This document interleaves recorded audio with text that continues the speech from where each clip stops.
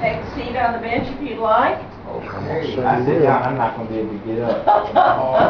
Oh, come on, I do this all day long. I'm sitting on this bench. Now, Young man. you did not have a kitchen in your house. They didn't want the noise, they didn't want the odor, they didn't want the heat, but they were mostly afraid of fire.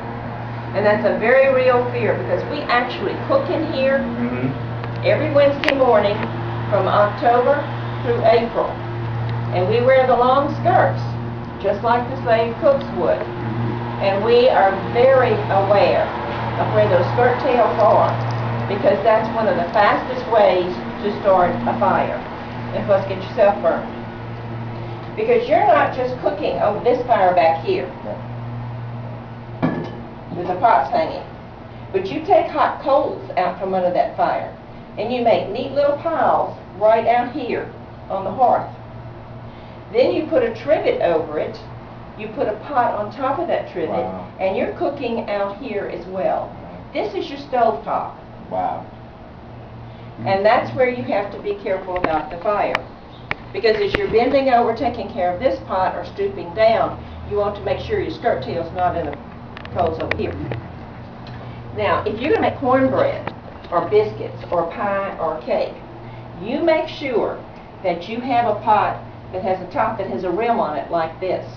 Because you're putting coals on top of this as well as underneath it. Wow. And you're making an oven. Gotcha. And if you're going to roast chickens, or you've got a piece of meat, use a tin kitchen. You put it on the spit, it turns just like a rotisserie, except this is people power. And the temperature is judged by how close or how far from the fire that you put it.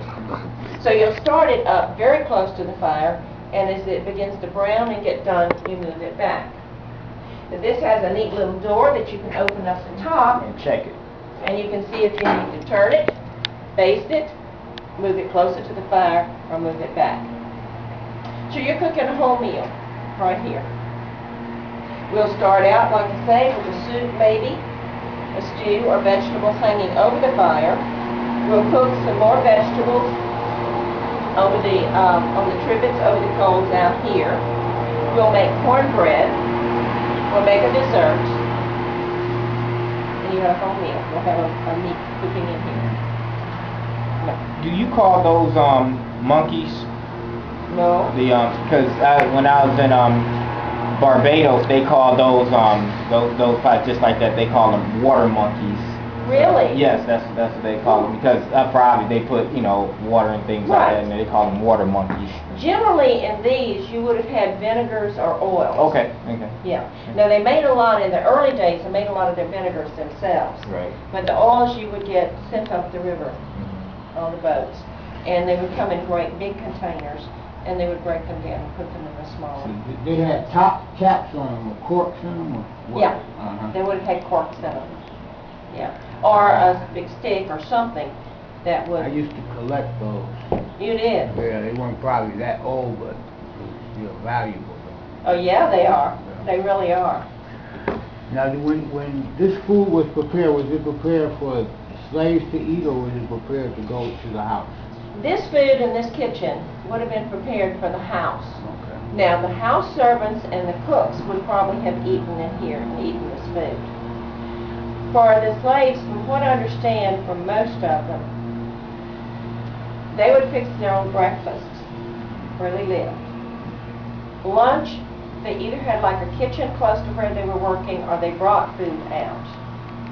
And then they had supper back in their cabins. And they got so many rations of things a week.